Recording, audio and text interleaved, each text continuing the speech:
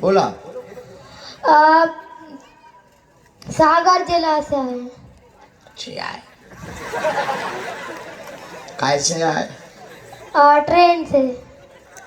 बहुत अच्छे आए। हम उस दिन से इंतजार कर रहे हैं कि आप नरियावली से उस दिन निकल रहे थे, तभी से इंतजार कर रहे हैं। कहाँ से निकल रहे थे? नरियावली।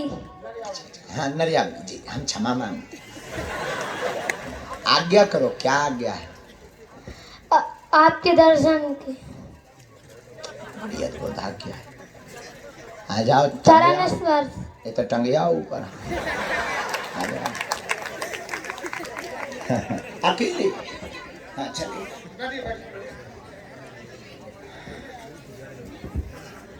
हाँ, तुम खड़े हो कि यहाँ आ जाओ बेटा। हाँ बोलिए। गुरु जी के चरणों में कोटि कोटि प्रणाम। जय जी, मैं दो क्वेश्चन करना चाहती हूँ। पहला है कि हम लोग पाप करते हैं और पुण्य भी करते हैं, तो क्या जो पाप करते हैं तो पुण्य करते हैं तो उससे पाप कट जाते हैं, कि पाप की सजा अलग निकली है और जो पुण्य करते हैं उसी से उसको अलग भोगना पड़ता है? करे हैं बहुत। जी, दूसरा क्वेश्चन। गुरुजी, मैं बचपन से ही हनुमान जी की भक्त हूँ और सुंदरकांड बहुत करती थी। एक बार में 5 सुंदरकांड कर लेती। और अभी भी मैं सुंदरकांड, मतलब रात्रि में नियम था कि रात्रि में बिल्कुल पूरा नहा धो के सुंदरकांड करना। लेकिन मैं सुंदरकांड करती हूँ तो गुस्सा बहुत आती है, तो इसलिए मैंने पिछले 6 महीने से सुंदरकांड छोड़े और सिर्फ शनिवार और मंगलवार को कर रही हूँ। बहुत अच्छा प्रश्न, दोनों प्रश्न बहुत अच्छे। क्या नाम है बहन? जी, रमा अग्रवाल, दमोह से। बहुत सुंदर, एक बार ताली बजाओ। दोनों बहुत गंभीर प्रश्न। पहला विषय है कि जो पाप और पुण्य करते हैं तो दोनों का अलग अलग भोगना पड़ता है या दोनों पुण्य के प्रभाव से कम हो जाते हैं। ये बहुत ही गंभीर विषय है। एक सज्जन हमको मिले, हमने कहा कहाँ रहते? बोले बनारस में। हमने कहा गंगा स्नान करते हो? बोले हाँ, साल भर में एक बार। हमने कहा ऐसा क्यों? बोले गंगा पापम शशि पापम दैन्यम कल्पतरु स्थिता। साल भर में एक बार स्नान कर लो, सब पाप दूर। हमने कहा साल भर में क्या हैरान, तुम क्यों भूल रहे हो? 3 साल में खाओ। तो जो पाप है, पाप का दंड पाप में ही भोगना पड़ता है और पुण्य का भाग पुण्य के सुख के रूप में भोगना पड़ता है।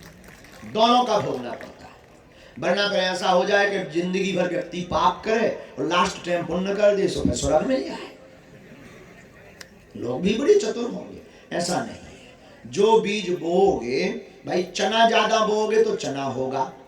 अब चना है मान लो पाप मान लो, हालांकि ऐसा है नहीं। चना मानो पाप, गेहूं मानो पुण्य, तो दोनों बोएंगे तो दोनों के पेड़ होंगे। अब इसका मतलब ये नहीं है कि पुण्य गेहूं ज्यादा बो दिए तो चना नहीं उगेगा, भला ही गेहूं के बीच में हो, उगे पर उगेगा।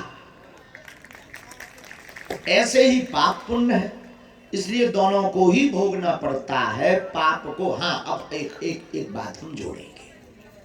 फिर आप कहेंगे जब भोगना पड़ता है तो भगवान और संत महात्मा ये दरबार, इनकी क्या जरूरत, काहे को टाइम बर्बाद करवा रहे बेफिजूली में?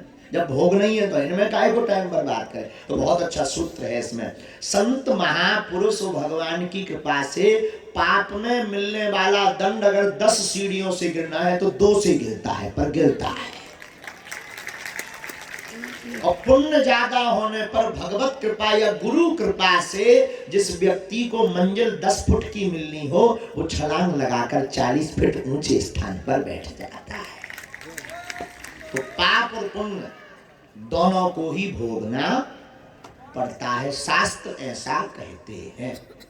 सुख दुख पाप पुण्य दिन राति। अब दूसरा प्रश्न बड़ा गजब का, और कई लोगों का रहता है कि हम हनुमान जी की पूजा करते हैं तो गुस्सा आती है। लेकिन आपने एक बड़ी ट्रस्टी की बात बोली कि 6 महीना से बंद करें, तो आप गुस्सा कम हो गए है? थोड़ी थोड़ी, लेकिन है तो फिर इसका मतलब सुंदरकांड से नहीं है। हनुमान जी को लोगों ने बड़ा उग्र बना रखा कि हनुमान जी बड़े उग्र हैं, गुस्सैल हैं, खतरनाक है। और जब से वो लंका में उपद्रव करे, जब से और डेंजर सुपर डुपर हीरो की फोटो हो गई। हाँ हाँ, ऐसा है ही नहीं। हनुमान जी जैसा सौम्य और सरल कोई नहीं है। लेकिन सुंदरकांड के पाठ से स्वप्न में भी क्रोध नहीं आता।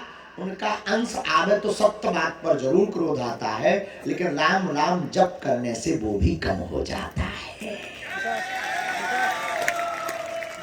आता तो है सत्य बोधता पर। हाँ, कोई झूठ बोले, मिथ्या बोले, बैठे तो इसमें आता है, लेकिन कोई राम नाम का जप करे तो सौम्य हो जाता है। धन्यवाद। यत् संतुष्टः ब्राह्मणः।